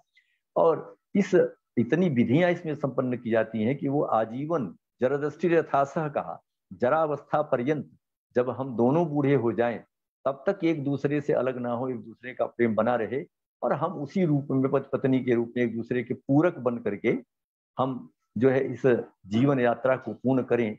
ऐसा उद्देश्य इस संस्कार का हमारे भारतीय समाज में है, हमारे भारतीय संस्कृति में है। अब आप जानते हैं कि मनु ने विवाह के 8 प्रकार, याज्ञवल्क्य की स्मृति में भी मनु ने सबने 8 प्रकार के विवाह की परिकल्पना की है। और उसमें ब्राह्मो दैवस तथा आर्ष प्राजापत्य तथा सुर गांधर्वो राक्षसाश्चैव पैशाचश्चाष्टमो अष्टमो अधम। माने ब्राह्म विवाह, दैव विवाह, आर्ष विवाह, प्राजापत्य विवाह, आसुर विवाह, गांधर्व विवाह, राक्षस, पैशाच विवाह, ये 8 प्रकार के विवाह हमारे जो है क्या नाम शास्त्रों में देखने को मिलते हैं। परंतु स्मृतियों से हमें ऐसा ज्ञात होता है कि जो प्रथम 4 विवाह हैं, ब्राह्म विवाह, दैव विवाह, आर्ष विवाह और प्राजापत्य, इन चारों प्रकार के विवाहों में ही पाणी ग्रहण संस्कार किया जाता था। माने वर जो है वो एक निश्चित विधि के अनुसार, वेदी पर वैदिक पद्धति के अनुसार एक वधु माने कन्या का हाथ, युवती का हाथ पकड़ता था, ग्रहण करता था, माने स्वीकार करता था, और अपनी पत्नी के रूप में उसको स्वीकार करके एक अधिकार प्राप्त करता था और आगे अपने जीवन यात्रा को प्रारंभ करता था। ये जो है कारण, ये इन चारों में था, बाकियों में ऐसा नहीं था। इसलिए समाज में इन्हीं चारों को ही जो है सबसे ज्यादा महत्व दिया गया है। और सबसे बड़ी बात यह है कि अगर इस 4 प्रकार के विवाह से ही कोई युवक और युवती, स्त्री और पुरुष बनते हैं या पति पत्नी बनते हैं, उनसे जो संतान उत्पन्न होती है वही वेदादि विद्या से, तेजस्विता से, आप्त पुरुषों के सम्मत से अत्यंत उत्तम मानी जाती है। बाकी जो है इस तरीके से नहीं मानी जाती। आपने देखा होगा कि यद्यपि हमारे यहाँ जितने भी क्या कहते हैं वर्णशंकर संतानें उत्पन्न हुई हैं, वो गांधर्व विवाह जरूर है, लेकिन गांधर्व विवाह ही उनका नहीं रहा। उनकी परिणति जो है प्राजापत्य में होकर के, पति माने दोनों पक्ष स्वीकार करके, उनका बाकायदा जो है वेदी पर पाणी ग्रहण संस्कार करके। आपने देखा होगा जब भीम ने हिडिंबा से विवाह किया था महाभारत में, वहां भी माता कुंती ने स्वयं उसका अनुमोदन किया और सभी भाइयों के समक्ष उसका वहां पाणी ग्रहण संस्कार किया गया है। और उससे जो हिडिंबा पुत्र उनका पैदा हुआ भीम का, वो कितना बड़ा तेजस्वी और बलशाली था। आप बहुत सारे उदाहरण ऐसे देख सकते हैं, महाभारत में बहुत सारे उदाहरण मिल जाएंगे। इसलिए ये हमारा जो मतलब विवाह है, ये 4 प्रधान, इसी में पाणी ग्रहण संस्कार करने का अधिकार है, जिसको हम विवाह संस्कार कहते हैं। और वही, और ये इतना ही नहीं, उन्होंने कहा अगर इस विधि से किसी ने विवाह किया है तो उन दोनों पति पत्नियों से उत्पन्न जो संतान है वो कैसी होंगी, तो उसके लिए भी हमारे शास्त्रकार कहते हैं कि वही सुंदर रूपवान होती है, बलवान भी वही होंगी, पराक्रम भी उनमें ही होगा, बुद्धि आदि जितने उत्तम गुण होते हैं उनमें सबसे ज्यादा वही व्यक्ति युक्त होगा, जो संतानें युक्त होंगी और बहुधन युक्त हो जाएंगी, पुण्यवान बनेगी, कीर्तिमान बनेगी, भोग एवं, और कहते हैं जो धर्मात्मा बनकर, माने उनमें धार्मिक कृत्यों के प्रति जो एक प्रवृत्ति होगी, ऐसे होकर के उन्होंने कहा कि 100 वर्षों तक वो जीवन धारण करने की क्षमता रखने वाले बनेंगे अगर इस रीति से संतान उत्पत्ति होती। ऐसे हमारे शास्त्रों में विधान दिया। स्वयं आप देख सकते हैं, वो कहते हैं कि ब्राह्मणादेश विवाहेषु चतुर्षु एव अनुपूर्वतः, है ना, ब्रह्म वर्चस्विनः पुत्रा जायन्ते शिष्टा सम्मताः रूप सत्व गुणोपेता धनवंतो यशस्विनः पर्याप्त भोगा धर्मिष्ठा जीवंत च शतम समा। ऐसा आचार्य लोग कहते हैं। अब अगर हम आयु सीमा की बात करें कि विवाह संस्कार की आयु सीमा, आज तो आप देख रहे हैं कि समाज में अब स्थिति दूसरी हो गई है, लेकिन अगर हम वैदिक समाज की बात करें अथवा हमारी प्राचीन परंपरा में क्या उत्तम व्यवस्था हमारे आचार्यों ने क्या दी थी विवाह संस्कार की। इसके लिए जो हिंदू लोग हैं, हिंदू हमारी जो संस्कृति है, भारतीय संस्कृति, उसकी दृष्टि से विवाह केवल सामाजिक और वैयक्तिक अथवा जैविक आवश्यकता नहीं मानी गई, जैसे कि पाश्चात्य संस्कृति में है। हमारे इस तरीके की व्यवस्था ही नहीं थी। अपितु क्या है ये, कहते हैं धार्मिक तथा आध्यात्मिक कर्तव्य का भी सबसे बड़ा कारण है ये। यह एक प्रकार का यज्ञ है, ये जो संस्कार है विवाह संस्कार, जो प्रत्येक व्यक्ति का के जीवन में अनिवार्य रूप से इसे करना चाहिए, अन्यथा क्या होगा, वह व्यक्ति निंदा का पात्र बनता है। आप जानते हो कि वह जो व्यक्ति पिता नहीं बनता अथवा जो स्त्री माता नहीं बनती, वो संसार में उसको अच्छी दृष्टि से लोग नहीं देखते। तो वैदिक काल कह लीजिए अथवा सूत्र काल कह लीजिए, उसमें विवाह के लिए जब हम स्त्री पुरुष की आयु की चर्चा वहां करते हैं तो वहां उन्होंने उस तरीके से आयु तो नहीं दिया, लेकिन दो शब्दों का प्रयोग ऋग्वेद में हमें मिलता है। एक मंत्र में आया है युवतयो और युवान शब्द। तो इन दोनों पर जब दृष्टिपात हम करते हैं तो ये आयु के सूचक शब्द हैं।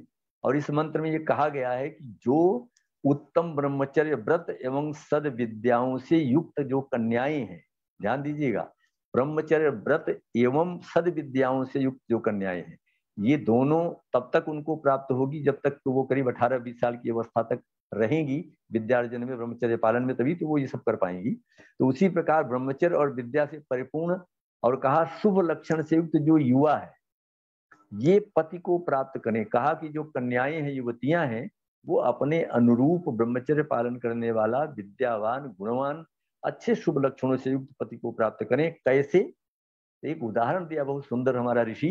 वो कहते हैं कि जैसे नदियां, नाना प्रकार की जो नदियां हैं वो समुद्र को प्राप्त करती हैं, और समुद्र में क्या सामर्थ्य है, वो संपूर्ण नदियों के जल को प्रभावित करके शांत रहता है, ये है। कहते हैं उसी तरीके से इसे काम तो कहा तमस्मेरो युवतयो युवानम मर मृज्या वा ना परित्यजन तापः स सुक्रेभि सिक्वभि। ये जो ऋग्वेद का मंत्र है वो इस बात का संकेत करता है कि भाई उस समय जो युवक युवती हैं उनकी आयु, कहा रवि दशमे दीक्षा विद्यु प्रतिजनम, ये 2:35-4 का मंत्र है, आप देख सकते हैं। माने यहाँ इससे ध्वनित होता है कि उस समय स्त्री और पुरुष की कम से कम अवस्था विवाह में 16 साल से जो है लड़कियां जो है वो युवती बन जाती हैं, माने उनके पास जो इंद्रिय सामर्थ्य है वो हो जाती है। और 24-25 वर्ष तक का जो युवा है, ये लगभग आयु प्राचीन काल में जो है विवाह के लिए मानी गई है। और इसके लिए जो सुश्रुत हैं, चरक और सुश्रुत, जो सबसे बड़ा मेडिसिन साइंस और सर्जरी का हमारे पास ग्रंथ है, जो बहुत बड़ा ग्रंथ है भारत के लिए, उस सुश्रुत ने स्वयं इस बात को स्पष्ट किया है। वो कहते हैं विवाह के लिए कन्या की आयु कम से कम 16 वर्ष अवश्य होनी चाहिए, इससे न्यून नहीं होनी चाहिए। और वर की आयु जो है वो 25 वर्ष लगभग होनी चाहिए। वो ऐसा क्यों मानते हैं, सुश्रुत कारण देते हैं। कहते हैं कि जिससे वैवाहिक जीवन उत्तम एवं सुखद बन सके, इसलिए कहा पंचविंशो ततो वर्षे पिवान नारी षोडशे समत्वागतो वीर्यो वीर्यो तौ जानीयात कुशलोभिषक। क्योंकि वो तब तक हर तरीके से समर्थ हो जाते हैं संतानोत्पत्ति इत्यादि के लिए। तो गोभिल गृह सूत्र ने भी एक शब्द दिया है अनग्निका।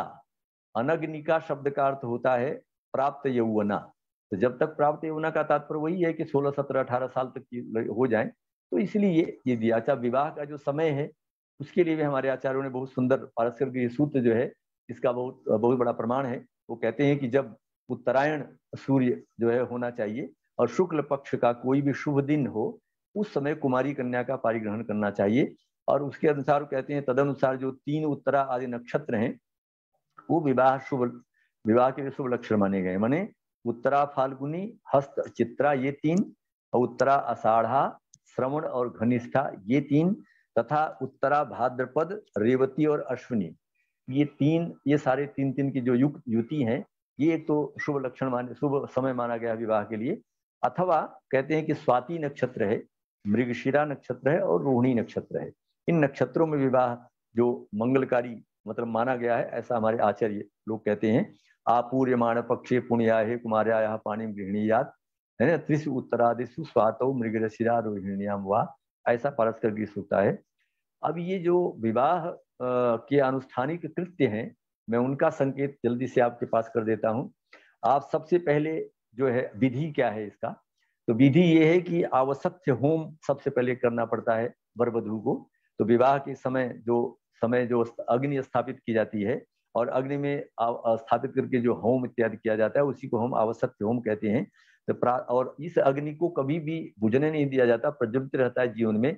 और इसी अग्नि में प्रातः एवं श्याम स्वयं सूर्योदय से पूर्व और सूर्यास्त के बाद वो जीवन पर्यंत जो है उसे क्या कहते हैं हवन इत्यादि संध्या बंदन करते रहना चाहिए। इसीलिए उन्होंने कहा अग्नये स्वाहा अयम अग्नये सुष्ठिकृते स्वाहा, इन मंत्रों से देवताओं की जो देव कृत्य है, देव धर्म यज्ञ, जिसको हमने देव ऋण से मुक्ति प्राप्त करने की बात की थी, वो ये कर्म होता है। तो सबसे पहले आवश्यक होम किया जाता है। दूसरा इसका है मधुपर्क। मधुपर्क है, मधु में जो दही जो मधु है उसमें दधि और घृत मिला करके एक द्रव्य तैयार किया जाता है, पदार्थ है जिसको मधुपर्क कहा जाता है।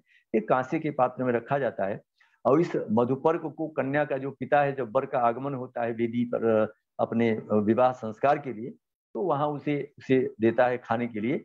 और वहां ये कामना करता है कि जिस प्रकार इस मधुपर्क ने शची और अदिति की रक्षा की थी, शची जो है वो इंद्र की पत्नी है और अदिति स्वयं देव माता है, वैसे ही कहते हैं उसी प्रकार तुम हमारी रक्षा माने हम दोनों की करना। इस कारण से जो है इस कामना से उस वर को एक सुखद आसन वहां प्रदान किया जाता है और अग्नि के सम्मुख होकर के वो बैठता है और यह मंत्र बोलता है कि यन मधुनो मदव्यम परमम है रूप मन्नाद्यम तेना मधुनो मधम तेन परमेण इत्यादि मंत्र बोलता हुआ वह वर उसको 3 बार वर को खिलाया जाता है। और कैसिक जो सूत्र है, कौशिक सूत्र, वो 9 प्रकार के मधुपर्क की चर्चा करता है, लेकिन प्रायः हमारे यहाँ विवाह संस्कार में इसी मधुपर्क की बात की गई है। तो जब वो मधुपर्क वर को प्राप्त होता है तो सबसे पहले तत्सूर्य से चक्षुणा त्वाम प्रतीक्षे इत्यादि मंत्र से उसका वो क्या कहते हैं देखता है और देख करके फिर वो मंत्र बोल करके देख करके और इस मंत्र को बोल करके वो खाता है। मधुवातारितायते मधुक्षरन्ति सिंधव माधवी गावो भवन्तु न इत्यादि, ये 3 मंत्र बोलेगा और 3 मंत्रों के साथ 3 बार इसका वो प्राशन करता है, हमारे भक्षण करता है। इसी को हम लोग जो है मधुपर्क क्रिया कहते हैं। आगे है समंजन। समंजन कहते हैं मधुपर्क के पश्चात ये कृत्य होता है, इसमें वर और वधू दोनों आमने सामने खड़े होकर के एक दूसरे को के मुख को देखते हैं और पहचान करते हैं। और वो सबसे बड़ी बात क्या है इसमें जो बात देने हैं, जो यहाँ मंत्र बोला जाता है, दोनों पाठ करते हैं, वो समझने की बात है। उसमें कामना वो क्या करते हैं, कहते हैं कि विश्व देवा और जल देव दोनों हमारे हृदय को एक सूत्र में बांधें तथा मातरिश्वा और धाता ब्रह्मा जो है वो हमारे हृदय को एक दूसरे से संयुक्त करें, इस उद्देश्य से समंजन होता है। और ये समंजंतु विश्वे देवा सम आपो हृदयानिन समाज है ना, सम मातरिस्वा संधाता समुद्रे दधातु नवीति, ये पारस्परिक सूत्र एक मंत्र आता है। और आजकल जो आप जयमाला देख रहे हैं ये लगभग उसी का स्थान ले लिया है और उस समय में एक दूसरे को देखते हैं और जयमाला पहनाते हैं। पहले ये नहीं होता था, पहले समंजन इस रूप में था, लेकिन आज उसका परिवर्तित रूप है। और ये क्यों होता है, क्योंकि उस समय जो यज्ञशाला में जितने भी वेदी पर विद्यमान विद्वान अथवा समाज के गणमान्य व्यक्ति होते हैं, परिवार के व्यक्ति होते हैं, नात रिश्तेदार होते हैं, वो दोनों स्त्री और पुरुष के दोनों ये दिखाना चाहते हैं कि हम दोनों प्रसन्नता पूर्वक गृहस्थ आश्रम में एकत्र रहने के लिए एक दूसरे को स्वीकार कर रहे हैं, है ना। ये उद्देश्य था इस समंजन का। और आज जो क्या कहते हैं ये जो आप देख रहे हैं जयमाला वाला, वो भी वही है, उसमें सारे लोग एकत्रित भी होते हैं। तो और सबसे बड़ी बात है कि यहाँ जो जल की बात उन्होंने की थी, वो तो कहते हैं हृदय जल के समान शांत और मिले हुए रंगे रहेंगे, तथा कहते हैं जैसे जल में जल मिल जाता है आप पृथक नहीं कर सकते, ठीक उसी प्रकार से स्त्री और पुरुष दोनों ऐसे एक हो जाने की अलग नहीं होना चाहिए। इसलिए वहां जो मंत्र किया गया समंत आप वाली बात है उसी तरीके से। और जैसे कहते हैं प्राणवायु हमें प्रिय है, प्राणवायु के बिना हमारा जीवन नहीं हो सकता, वैसे ही हम एक दूसरे के सदा पसंद रहें, एक दूसरे के प्रिय रहें, ये भी परिकल्पना जो है हमारे आचार्यों ने इसमें की है। तो मेरा कहने का तात्पर्य था कि ये जो क्रिया है वो क्रिया इसी उद्देश्य से की जाती थी, आज उसका हमारे सामने परिवर्तित रूप समाज में दे रहा है। अगला है पाणी ग्रहण संस्कार। इसके पश्चात कन्या का पाणी ग्रहण कराया जाता था और आपने देखा होगा कि पति जो है, ये पिता जो है अपनी कन्या का हाथ वर के हाथ में पकड़ाता है वहां एक का कृत्य के माध्यम से और एक मंत्र पढ़ता है, उग्रम मनामते सो भगत्वाय हस्तम मया पत्याजर्दश्री यथासह भगो अर्यमा असविता पुरंधिर मयम त्वाम दुर्गा रह पत्याय देवा। कहा कि ये जो देवता हैं वहां जिनका नाम लिया है ना, सविता देवता है, भग देवता है, अर्यमा देवता है, कहा कि इन सारे लोगों ने संतान परंपरा को आगे बढ़ाने के लिए हमें तुम्हें प्रदान किया है, तो सौभाग्य के लिए यही सौभाग्य है सबसे बड़ा, है ना। तो तुम्हारा हाथ मैं ग्रहण करता हूँ, तो तुम मुझ पति के साथ रहना है तुम्हें। और कहा तब तक तो कहा जरावस्था तक रहना है ना। तदनंतर कन्या तथा का पकड़ करके वर को जो है वो फिर वही जो हमने पंक्ति पहले आपको बताई थी, अमोहम अस्मिता तुम इत्यादि मंत्र का वो जाप करते हैं। और इसको मंत्र का जाप करते हुए आगे आता है, सा माम अनुव्रता भव तावेह विवाहा वही प्रजाम प्रजया वही पुत्रान बिंदा वही बहुन ते संतु जरदस्त्री। ये बहुत सारी जो परिकल्पना आप देख रहे हो, ये भी आजीवन एक दूसरे के साथ रहने का संकल्प है ये। और तत्पश्चात कहा अग्नेर एतु प्रथमम, कहा कि सबसे पहले अग्नि देवता ने तुम्हारी रक्षा करके हमें प्रदान किया है। इन 6 मंत्रों से अग्नि में आहुतियां प्रदान करता है वो, ऐसा गोविलगिरी सूत्र हमें प्राप्त होता है। उससे ये पाणी ग्रहण संस्कार की जो विधि है वो संपन्न हो जाती है। उसके बाद लाजा होम होता है। आप जानते हैं जो खीले हैं, ये धान की लाई जिसको हम कहते हैं, इसमें कुमारी कन्या का जो भाई है वो शमी और पलाश की से मिश्रित धान की जो लाई है वो अपनी अंजुली में रख करके कन्या की अंजुली में प्रदान करता है। फिर वो उलट करके वो अग्नि में उसको आहुति प्रदान करती है, और ये प्रजापति को आहुति प्रदान की जाती है। और वहां अर्यमा जो देवता है उसको स्मरण करती है वो। और कहते हैं सम्मिलित रूप से दोनों पति और पत्नी दोनों का एक साथ अंजुली में हाथ लगा रहता है, तो वो कहते हैं। और लाजा क्या कहते हैं, आर्यमणम देवम इमम आर्यम पर्वते लाजाना इमाम लाजानाम अवति। इन 3 मंत्रों से वो 3 आहुति प्रदान करेगी और 3 परिक्रमा करती है। और पुनः फिर वो चौथी बार आहुति प्रदान करके चौथी परिक्रमा करती है। तो और फिर उस समय जो है क्या नाम, पति पुनः उसका हाथ जो धारण किए रहता है, तो गृम्भणामि सांगुष्ठम गृम्भणामिते सौभगत्वाय, ऐसा कह देता है, अंगूठा उसका पकड़ लेता है। और आप जानते हैं कि अंगुष्ठ जो है वो एक बड़ा सांकेतिक है अपने सौभाग्य का। तो इस पश्चात से पति पत्नी के समृद्धि का ये सूचक माना गया। आप जानते हैं कि जो लाजा है, ये लाजा को हमारे आचार्यों ने, ये जो आकाश में बहुत सारे तारे हैं, जो आकाश को समृद्ध कैसे आकाश बनता है, इन तारों से बनते हैं। तो इस तारों की समृद्धि जैसे से आकाश की समृद्धि है अंतरिक्ष की रात में, वैसे ही इन खीलों से जैसे सारा सुंदर सा स्थिति उत्पन्न हो जाता है, वैसे जो पति पत्नी है इन दोनों का जीवन भी इसी तरीके से समृद्धि बनी रहे उनके जीवन में, ये प्रतीक करने के लिए वस्तुतः ये क्या कहते हैं, लाजा होम इस दृष्टि से दिया गया है। तो हमारे आचार्यों ने जो ये विधि विधान दिए हैं बंधुओं, वो इस विधि विधान को भी, इसका कोई न कोई एक उद्देश्य है, माने बिना निरुद्देश्य हमारा कोई कार्यक्रम संपन्न नहीं किया जाता था। तो इसलिए हमें इस बात से देखना समझना चाहिए कि हमारे आचार्यों ने जिन विधियों में जिन वस्तुओं का उपयोग किया है वो भी सारे उनका कोई न कोई प्रयोजन है। अब एक अस्मारोहण इसके बाद एक कृत्य संपादित किया जाता है और लाजा होम के तुरंत बाद होता है। और ये कहते हैं कि अपनी मुक्ति और पतिव्रता की कामना करने के लिए पत्नी से ये करवाया जाता है। वर जो है वो दाहिने अंगूठे से दाहिने पांव से उस पत्थर एक रखा होता है उस पर उसको चढ़ाता है, और ध्यान रखना उसमें एक मंत्र बोलता है, वो मंत्र ही इसका सबसे बड़ा मर्म है। वो क्या कहते हैं, अस्मानम अस्मेव तुम स्थिरा भव, है ना, अभितिष्ठ पतन्यतो अवबाधस्व पृतनायत इति मंत्र। कहा कि जिसका से पत्थर दृढ़ होता है वैसे ही तुम हमारे घर में पत्नी के रूप में सदा तुम्हारा ये संबंध दृढ़ बना रहे, और जो भी कोई बाधा शत्रु परक से बाधा परेशानी जो भी कुछ आएगा उन सबको तुम स्थिर भाव से सहन करने की सामर्थ्य तुम में भगवान दे। इसलिए एक मंगल कामना की जाती है कि स्त्री के जीवन में अगर कोई नाना प्रकार की जो विपत्तियां हैं, उन विपत्तियों में आते समय वो उन विपत्तियों को अच्छी तरीके से स्थिर भाव, मन में अशांत पैदा न हो, उसको वहन कर सके, उन दुखों को सह सके, इसके लिए ये। और दूसरा एक ये है कि भाई जिस घर में तुम वधू बन के आए हो उस घर की मर्यादा के लिए तुम्हें स्थिर भाव से वहीं रहना पड़े, ऐसा वो जो है अस्मारोहण प्रक्रिया जो की जाती है वो इसीलिए की जाती है।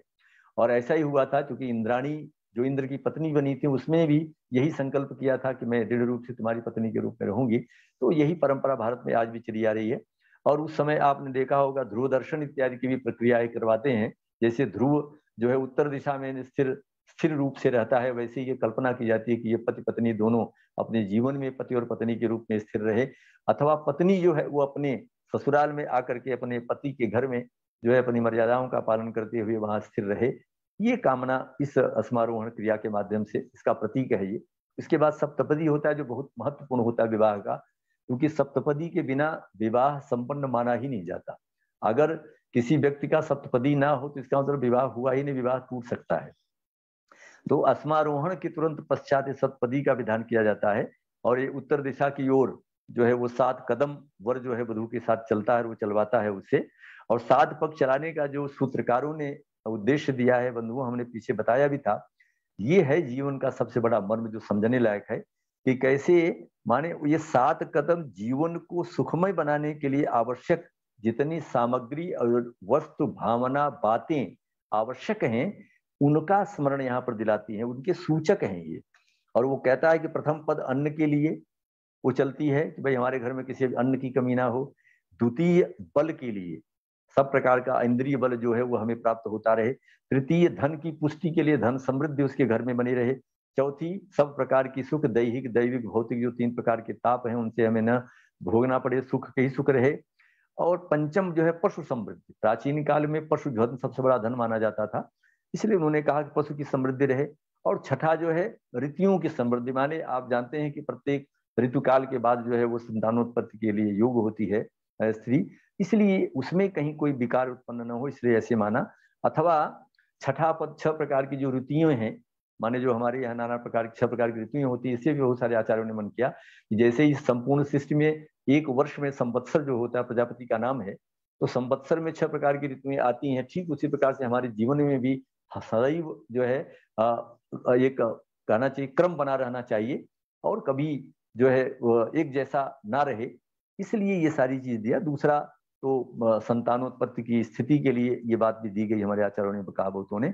और सप्तम जो पद है वो मैत्री भाव है। आपने अगर महाभारत पढ़ा हो तो महाभारत में वेद व्यास ने बहुत सुंदर लिखा है कि जो अपनी पत्नी है उससे बड़ा मित्र और कोई दुनिया में हो नहीं सकता। तो इसीलिए 7वां पद जो वर वधू दोनों लेते हैं सप्तपदी के समय, बरले लेने का वधू से कराया जाता है, वो मैत्री भाव के लिए है कि हम दोनों मित्र रहें, एक दूसरे से कोई चीज कभी गुहन ना करे, छिपाए न, ये बात है। और जो सबसे बड़ी बात है कि इस सप्तपदी का जो बहुत बड़ा प्रयोजन है विवाह संस्कार में वो ये है कि कहते हैं कि इस सप्तदी के पश्चात ही जो नारी है वो अपने गोत्र से, अपने पिता के गोत्र से छूट करके पति के गोत्र में पहुंच जाती है। और सप्तपदी पूर्ण हो जाने के पश्चात ही विवाह संपन्न वैध रूप से माना जाता है, अन्यथा नहीं माना जाता। ऐसा स्वयं मनुस्मृति कार ने संकेत भी किया है। वो कहते हैं स्वगोत्राद भ्रंशते नारी विवाहात सप्तमे पदे। ये है सबसे बड़ा जो प्रयोजन है इसका सप्तपदी का।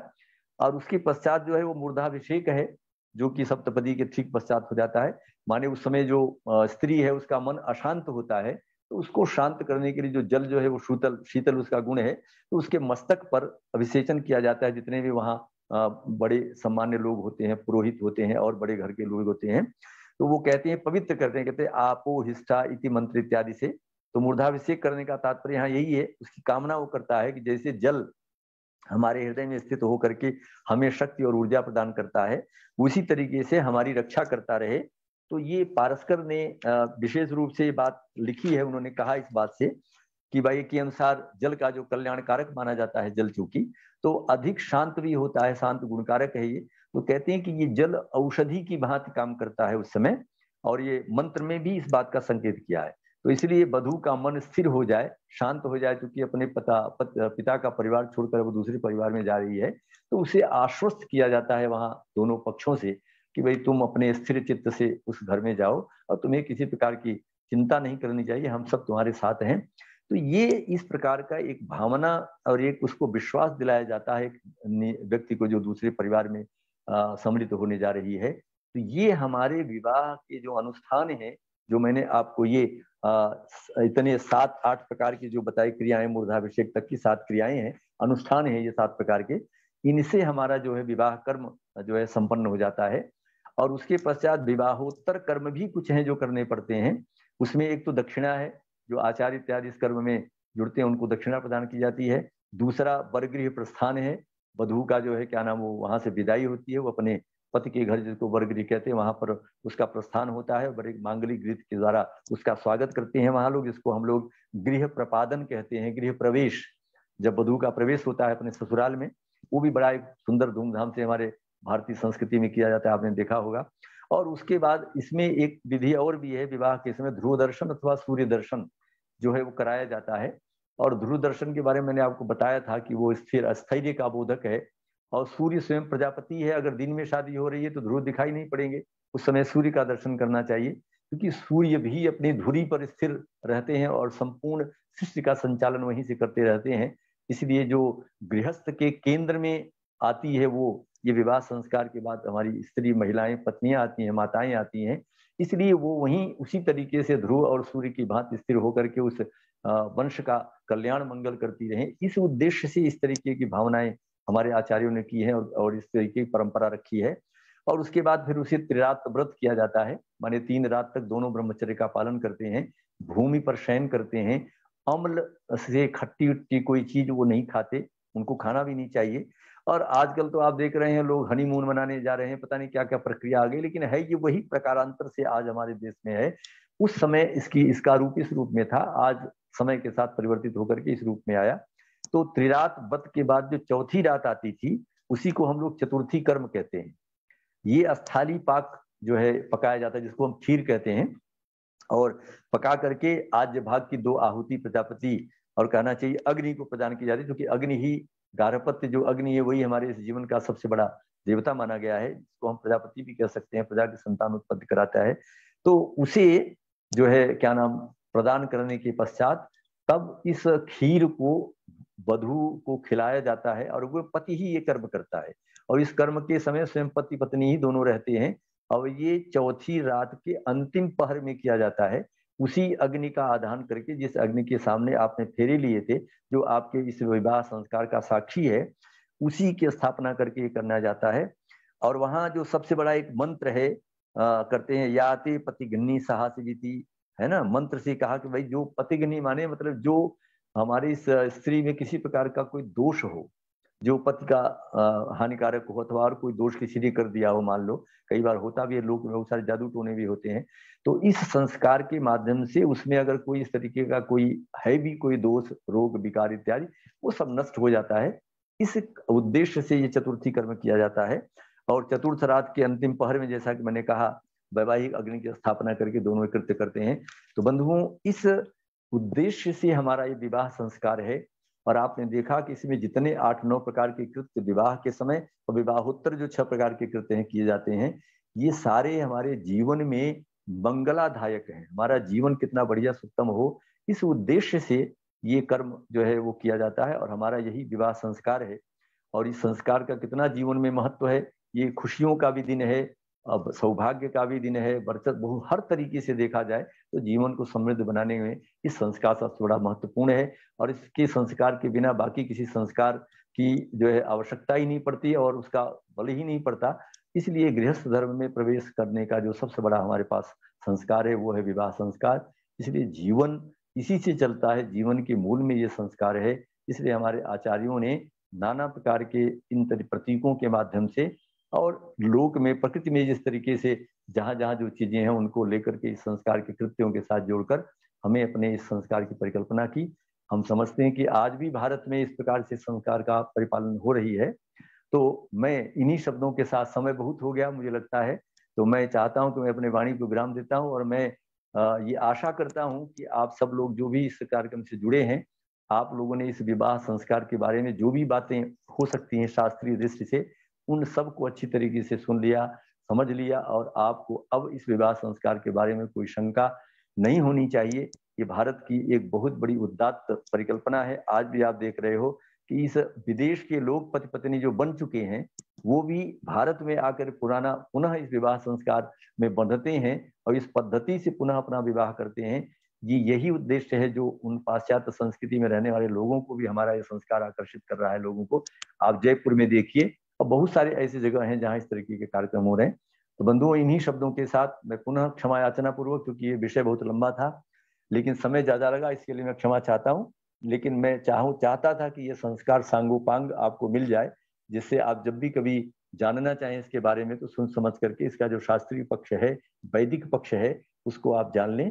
इसलिए मैंने ये चीज दिया। इन्हीं शब्दों के साथ मैं पुनः आप सबका आभार व्यक्त करता हूँ और भाई दिनेश शास्त्री जी को, अशोक मिश्र जी को और राजेश नयन जी को सबका आभार व्यक्त करता हूँ, धन्यवाद करता हूँ कि उन्होंने इस संस्कार पर चर्चा करने के लिए हमें अवसर दिया। इन्हीं शब्दों के साथ पुनः सबके पास का प्रणाम करते हुए वाणी को विराम देता हूँ। धन्यवाद।